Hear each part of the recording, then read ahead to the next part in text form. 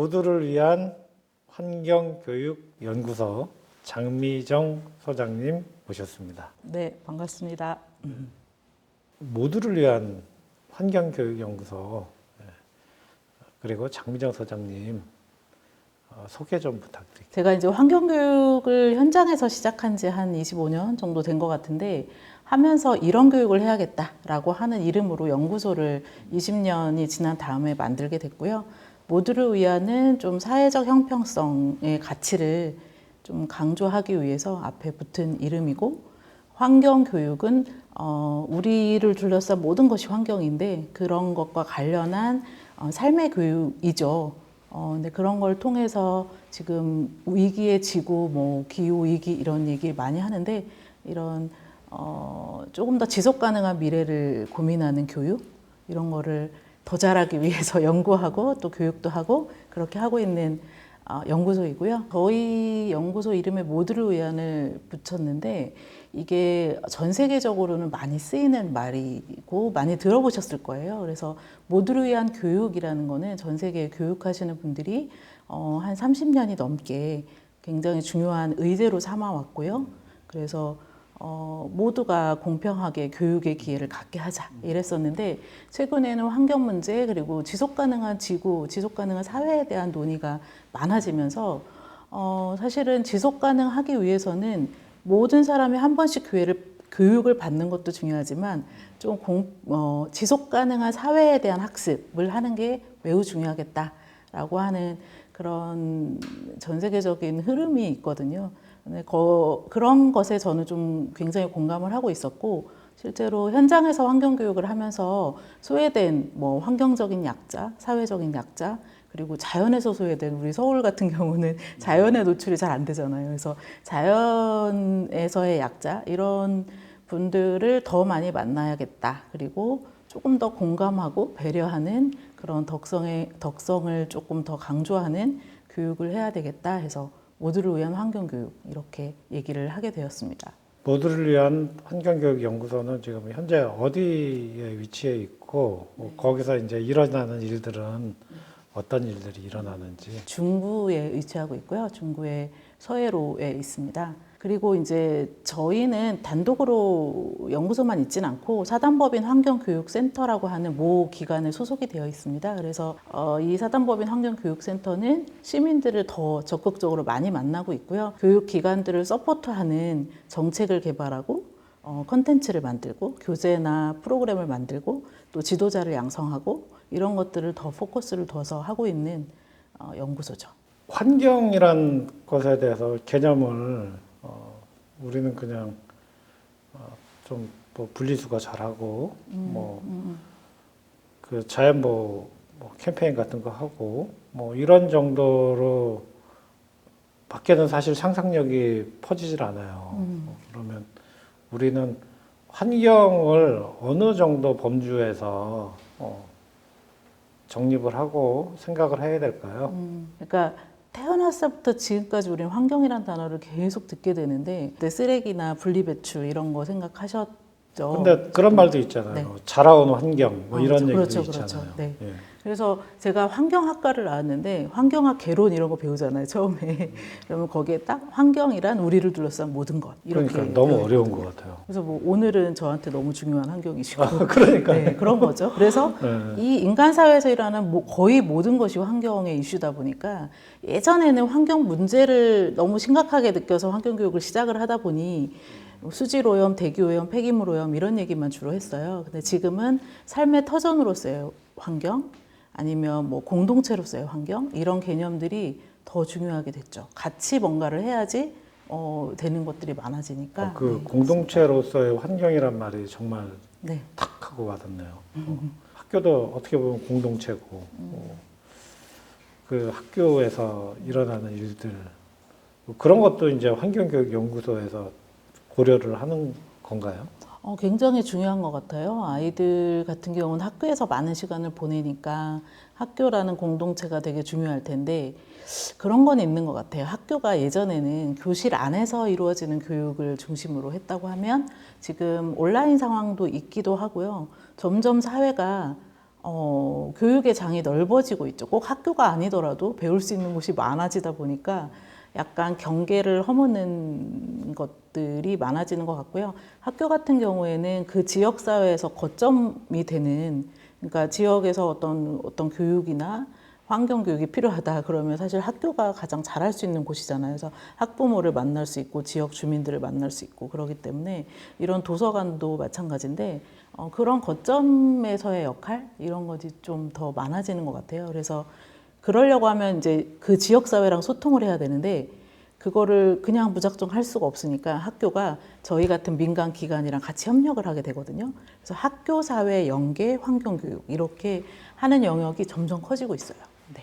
그래서 지금 저희 모 기관인 사단법인 환경교육센터도 환경부로부터 요즘에는 이제 환경교육센터 지정 이런 것들이 있는데 서울시 중구 환경교육센터로 지정이 됐어요. 그렇게 되면 이런 기관이 이 중구에 있는 학교들이나 중구에 있는 이런 기관들하고 협력할 사업들을 같이 만들어요. 그래서 같이 교육도 하고 또 전문 인력도 양성하고 이런 일들을 하게 됩니다. 아까 말씀 중에 자연으로부터 구립된 서울이라는 말씀 하셨어요. 네. 그 공동체라는 관계 중심의 환경과 그 자연이라는 또 생태 중심의 환경이 그 같이 이제 환경 문제로 엮이는 것 같은데 최근에 하고 계시는 교육이 탄소 중립 서울 시민 학교라고 네. 했는데요. 어떤 환경 교육이 있습니까? 이게 이제 일단 기본적으로 사람들은 생태 그리고 자연 속에 기대어서 살기 때문에 인간과 자연과의 관계는 되게 중요한 것 같아요. 그래서 아까 말씀하신 생태적인 그런 것들은 서울이라는 공간이 그냥 가만히 생각하면 사실은 이 안에도 되게 자연이 많은데 또 그냥 보면 아스팔트나 뭐 빌딩 숲에서 우리가 또 살고 있기 때문에 조금 더 환경을 가까이서 느낄 수 있도록 도와주는 것도 굉장히 필요하거든요. 그런데 이제 탄소 중립이라는 거는 우리가 인간 사회를 살아가면서 벌어진 문제를 수습하기 위해서 이제 이산화탄소를 적게 배출하고 또 그거를 흡수할 수 있는 산림을 늘리고 이런 것들을 해야 되는 시기가 왔고 그래서 서울시도 목표를 정했죠. 2030년까지 우리가 어떻게 하겠다. 그래서 거기에 가기 위해서 시민들이 각 분야에서 어떻게 할 것인가에 대해서 같이 공부하고 우리가 할 수 있는 일들을 찾아보는 것. 근데 그게 막연하게 그냥 우리가 잘하는 분리배출만으로 할 수 있는 건 아니다 보니까 그런 걸 좀 시민들이 쉽게 이야기하고 소통할 수 있도록 하는 그런 교육을 준비하게 됐고요. 특히 이제 예전에는 어린이 교육이나 청소년 교육에 조금 포커스를 많이 뒀었어요. 근데 이제는 이 기후위기가 뭐 100년 뒤의 얘기가 아니잖아요. 거의 10년 뒤의 얘기, 뭐 6년 뒤의 얘기, 뭐 이러니까 이제는 성인들도 청년, 중년, 장년 이렇게 대상별로 생애 주기별로 어떤 역할이 필요한지 이런 것들을 조금 더 집중적으로 교육하고 소통할 수 있도록 콘텐츠도 만들고 강사 양성도 하고 지난달에 그래서 강사 양성도 끝났습니다. 그래서 이제 현장으로 나가기 시작했어요. 그래서 점점 더 그런 기회를 더 많은 시민들한테 드리기 위해서 그런 것들을 준비하고 있습니다. 네. 그 모두를 위한 그 환경교육연구소라는 타이틀이 그 모두를 위한이 어떤 평등 같은 개념인 것 같아요. 맞습니다. 그 서울에도 녹지가 없는 건 아니거든요. 근데 뭔가 그 적재적소에 모든 사람이 누릴 만큼의 녹지가 좀 없는 듯한 그런 느낌이 드네요. 다양한 연령대를 위한 교육을 한다고 하셨잖아요. 그거에 관련된 책도 내셨다고. 어쩌다 보니까 제가 책을 많이 쓰게 됐어요. 원래 책을 써야지 이런 건 아니었는데 조금 더 우리 아이들이랑 어떻게 이거를 이렇게 어려운 거를 어떻게 쉽게 전달하지? 그러다 보니까 스토리텔링을 개발하고 이렇게 해서 첫 책이 나왔던 게 환경아 놀자라는 책이었고요. 그 다음에는 우리가 이렇게 많이 쓰레기를 버려서 뭐 이렇게 나중에 문제가 될지도 모르는데 그럼 어떡하지? 이런 질문에서 출발해서 그런 쓰레기 별이 멸망을 해서 외계인들이 우리나라가 아니죠. 지구에서 살려면 이런 걸 지켜야 돼. 해서 지구 사용 설명서라는 책을 내게 됐고요. 그 책이 인기가 굉장히 많아요. 저 그거 네, 네, 보셨어요? 본 것 같아요. 아, 네. 그런 예, 책도 기획하고 예. 혼자 쓰진 않았고요. 이런 책들은 이제 주로 저는 기획하는 걸 좋아해서 기획을 한 다음에 같이 쓰면 좋을 분들을 한 두세 분, 뭐 서너 분 모여서 같이 쓰기도 하고요. 그렇게 이제 어린이들 책도 내고 또 청소년 책도 내고 그런데 최근에 낸 책은 그동안은 이렇게 환경과 아주 전문적으로 교육에 활용하거나 아니면 지도자들이 볼 수 있는 책을 많이 냈는데 작년에 낸 책 중에 하나만 소개시켜 드려도 될까요? 좀 특별해서요. 네. 그 책은 길 위에서 내일을 그리다라는 책입니다. 저는 오랫동안 하면서 이제 주로 제가 만나는 분들이 환경에 관심이 있거나 아니면 환경적인 지식이 많은 분들이 많아요. 제가 만나는 분들이. 왜냐하면 자발적으로 찾아오시기 때문에. 그런데 조금 더 전혀 관심이 없다가도 정말 환경이 중요하구나. 이렇게 느끼게 도와주는 것도 되게 중요한데 그럼 어떡하지? 이런 고민들을 하고 있었거든요. 그래서 제가 취미로 그림을 그리는데 자연과 사람을 그리는 사람들 모임도 하고 있는데 그래서 제가 그린 그림 그리고 제가 여행하면서 느꼈던 지속 가능한 사회에 대한 어떤 일상적인 모습 이런 거를 드로잉 에세이로 해서 여행 에세이 책을 냈습니다. 그래서 길 위에서 내일은 지속 가능한 미래를 그리다. 그래서 꿈을 꾸기도 하고 그림으로 그리기도 한 그런 책입니다. 그림도 그리신다는 거잖아요. 네. 어우, 대단하신데요? 잘 그린다기보다 좋아하는 거죠. 네. 예, 그리고 이제 여행을 통해서 네. 그 만들어진 책이라고 하니 더 뭐 기대가 되네요. 네. 꼭 읽어보세요. 네, 알겠습니다. 네. 그 여행은 어느 정도 많이 다니셨다고 하는데.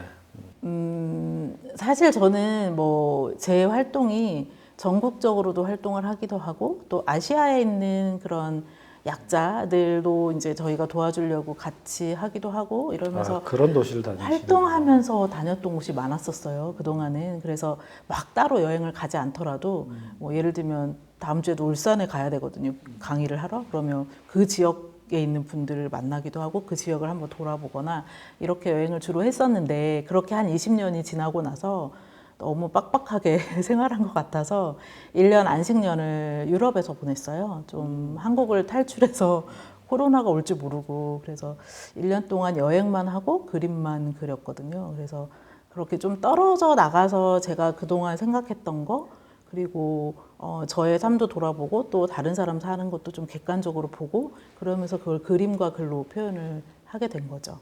2020년은 유럽에서 보내신 건가요? 2018년. 2018년이요? 그것들로 이제 19년, 20년도에 그림 전시회도 하고 그림책도 쓰게 되고 저한테 큰 변화가 있었습니다. 네. 부러운데요.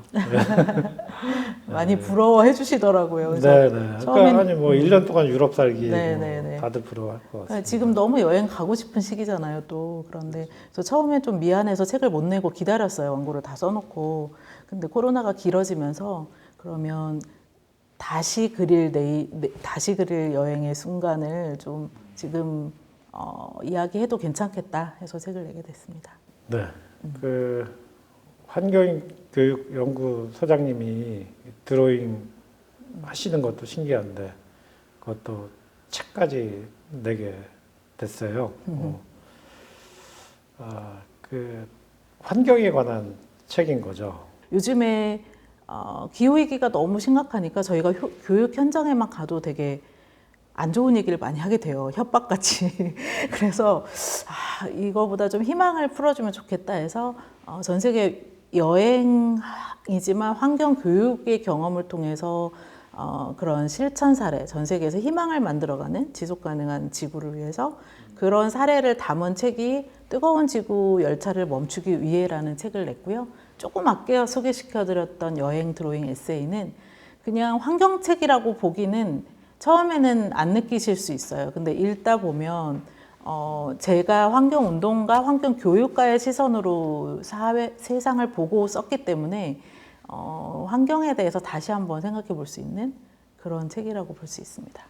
장미정 소장님이 내신 그 드로잉 에세이는 환경에 대한 좀 부드러운 접근이잖아요. 네네. 근데 그 부드러운 접근을 하는 이유는 이 기후위기 얘기를 하다 보면 너무 협박같이 부담을 준다. 그런 것 때문에 이런 부드러운 접근법을 선택하신 건데, 근데 저는 그런 생각이 있어요. 근데 그런 어떤 위협을 아직도 못 느끼는 사람이 많잖아요. 네, 맞아요. 예. 아직도 위협을 못 느끼는 사람들이 있는데, 부드럽게 접근하면 더 접근이 잘 될까? 되게 좋은 질문이신 것 같아요. 저희가 이제 환경교육 하는 사람들이 한 30년 정도 됐을 때쯤 질문이 생겼어요. 아니, 우리가 이렇게 열심히 환경 얘기를 했는데 왜 사람들은 더 행동을 안 하지? 왜 안 바뀌지? 세상은 더 안 좋아지지? 그런 질문을 하면서 어떻게 생각이 행동으로 가게 할까? 그리고 그 행동이 또 사회 변화로 가게 할까? 이런 질문들을 했었거든요. 그것처럼 지금 말씀하신 부분에서 제가 하고 싶은 이야기는 기후 위기가 심각하다라는 건 여기저기서 막 얘기가 나와요. 근데 그게 모든 사람한테 똑같이 들리진 않는다는 거죠. 그래서 저희가 중요한 거는 기본적으로 환경 민감성 혹은 환경 감수성이라고 하는 것들을 먼저 가지고 있으면 그런 얘기를 했을 때 정말 그렇게 심각해? 좀 더 알아볼까? 이렇게 되는데 환경 민감성이나 감수성이 없으면 그런 게 와닿질 않는 거죠. 그런데 그 감수성이라는 거는 그런 자연에 나가서 참 아름답다, 나 지키고 싶다 이런 생각도 할 수 있어야 되고 또 이런 문화나 그림을 그리거나 책을 쓰거나 읽거나 이러면서 좀 그런 감수성, 문화 감수성 이런 것도 되게 도움이 되더라고요. 그래서 최근에 또 연구 결과를 보니까 지식이 있는 사람이 행동하는 패턴보다는 정서적으로 감수성이 있는 사람이 실천할 가능성이 훨씬 높게 나오더라고요. 그래서 환경교육하는 저로서는 이런 부분이 참 중요하다라고 생각하고 있습니다. 그러니까 기후 위기가 무엇이다라고 얘기하는 것도 중요하지만 그 전에 우리가 느낄 수 있는 바탕, 감수성이 먼저 중요하다 이렇게 생각을 하고 있습니다. 진짜 그 말씀 들으니까 그 감수성 느끼기가 너무 힘든 것 같아요. 왜냐하면 가령 지구 온난화 때문에 여름이 막 더운데 에어컨 키면 되잖아요. 보통 뭐 그렇죠. 대부분의 사람들은. 근데 그 에어컨이 없는 사람들이 있잖아요. 네. 에어컨을 그 보유할 수 없는 그 경제 수준의 사람들은 진짜 고스란히 그 고통을 다 느끼는 거네요. 그러니까. 그 확실히 거기서 또 모두를 위한이라는 네, 그 맞습니다. 테마가 또 딱 떠오르네요. 그리고 이제 저희는 에어컨을 켤 수 있는 나라인데 그렇지 않은 나라들도 있죠.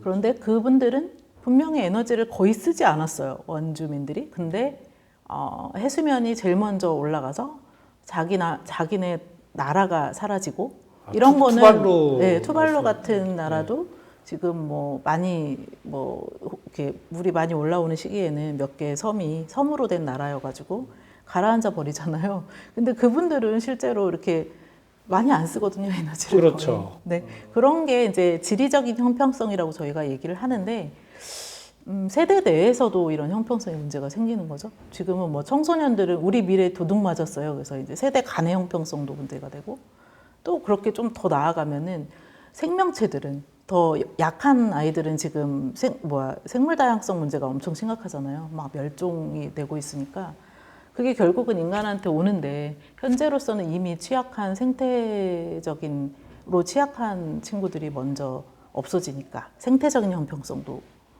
그러니까 그런 에너지나 산업의 효용을 충분히 보는 사람들은 오히려 에너지나 산업으로 인해서 생긴 어떤 환경 재해를 체감하지 않을 수 있는 어떤 그런 보호 장치를 가지고 있는 거고, 오히려 그런 곳에서 에너지하고 산업과는 상관없이 살아가던 어떤 사람이라든지 동물이라든지 이런 거는 피해를 보는 거네요.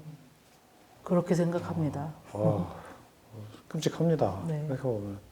그래서 그게 저희는 아니잖아요. 그리고 투발루 사람이 아니잖아요. 그렇지만 공감하고 배려하고 어떤 게 정의롭지라고 생각할 수 있는 이 공감 능력이 너무 중요한 시기인 것 같아요. 그렇죠. 공감 능력 정말 네. 중요해요. 그게 없으면 우리도 그렇게 될 거니까 시간의 문제이지. 그래서. 그렇죠. 언젠가는 우리한테 그게 오는 네, 거죠. 네. 다른 환경 사람들이 문제가 어려운 게 지금 제가 하는 행동이 이따가 1시간 뒤에 문제로 나타나면 좋겠는데 10년 뒤에 나타나거나 저 멀리 가서 먼저 나타난다는 거죠. 그러니까 바로 행동이 잘 안 되는 거죠. 네. 지금 당장 편해야 되는데 네. 사람들은 환경 위기, 뭐 기후 변화, 뭐 이런 걸로 막 사람들을 겁을 줘서는 사람들이 체감을 못한다.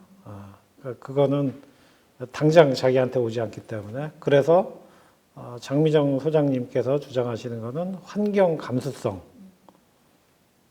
환경 감수성이라는 거를 좀 증폭시켜야 된다. 이런 말씀이신 거잖아요. 그러면 그 감수성이라는 건 또 그 예술하고 관계가 돼 있잖아요. 그 장미정 소장님도 이번에 드로잉을 통해서 한 걸 보면 그럼 이 환경 감수성과 예술은 관계가 좀 밀접하다고 봐야겠네요. 제가 그걸 과학적으로 증명할 힘은 없는데요. 제가 이제 그 박사학위 논문을 쓸 때 생애 연구를 했었어요. 그러면서 그 사람의 전생애를 취재하면서 이 사람은 왜 환경운동가가 됐을까? 아니면 왜 환경 교육을 하고 있지?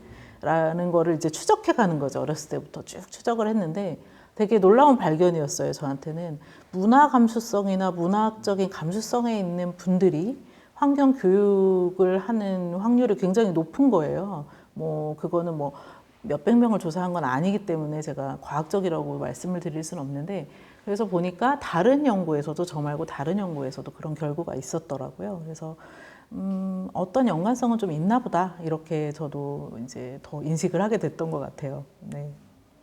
그러면 환경을 위해서는 특히 모두를 위한 환경을 위해서는 문화예술이 중요하다. 이렇게 결론을 내려도 되는 건가요? 문화예술만 중요하진 않은데 그러니까 문화예술 굉장히 중요하다. 같이 병행해야 된다. 네. 네. 인간이 살아가면서 환경이라는 곳에 깃대어서 우리가 살아가잖아요. 살아가면서 경제활동을 하고 문화활동을 하고 사회활동을 하기 때문에 이 문화예술이 자연 안에서 환경 안에서 이루어지는 문화예술 활동은 매우 중요하다. 이렇게 좀 말씀드리고 싶고 그렇다고 해서 기후 위기나 이런 지식적인 것들을 모르면 안 되니까 이제 그것도 알아야 되고 균형이 중요한 것 같아요. 지식과 경험과 실천 이 세 가지의 균형이 중요하다고 생각합니다.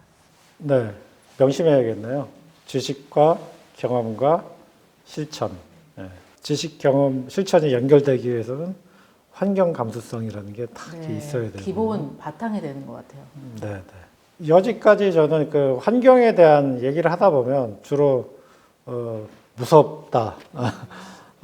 정말 뭔가 환경을 위해서 뭔가 막 바뀌어야 되는데 어떻게 막 바뀌어야 될지 모르겠다라고 생각을 했었는데 그 어떻게 해야 될지 모르겠다는 거에서 오늘 대화를 통해서 환경 감수성을 키워야겠다. 그 환경 감수성을 많은 사람들과 공유해야겠다라는 생각을 갖게 됐네요. 예. 매우 좋은 시간이었던 것 같습니다. 네, 오늘 되게 중요한 질문을 막 불쑥불쑥 해주셔서 너무 반갑고 감사했습니다. 감사합니다. 그리고 혹시 마지막으로 네. 더 하실 말씀 있으시면 해주세요. 지금 기후위기, 뭐 환경재난, 무시무시한 단어들을 너무 자주 듣게 된 것 같아요. 그래서 때로는 좌절도 되고 불안하기도 하고 아예 뭐 내가 한다고 되겠어? 이런 생각도 들게 되는데요. 사실은 우리가 하는 작은 행동이 사회 변화로 이어졌을 때에는 굉장히 큰 힘을 가질 수 있기 때문에 혼자서 하는 건 좀 어려운 것 같아요. 근데 이제 우리 이렇게 같이 우리 공동체, 지역 공동체, 그리고 뭐 또 어떤 뭐 문화 공동체, 이런 공동체를 통해서 같이 하는 힘을 서로 느끼면 좋겠고요. 옆에서 누군가 기후위기를 위해서 난 이걸 좀 해보고 싶은데 용기가 안 나라고 할 때 나도 하고 있으니까 같이 하자 이렇게 격려해주는 그런 사람들이 많아지면 그래도 되게 더 괜찮은 지구에서의 삶을 살 수 있지 않을까 이렇게 희망을 저는 갖고 있습니다. 공감과 격려가 필요하군요. 네. 서로 격려해 주는 거. 네, 맞습니다. 이렇게 살아야겠다라고 하는 용기도 필요한 것 같고요. 네, 지금 정리를 너무 잘해 주신 것 같습니다. 감사합니다. 네, 오늘 정말 좋은 말씀 잘 나눴고요. 모두를 위한 환경교육연구소 장미정 소장님이었습니다. 감사합니다. 네, 감사합니다.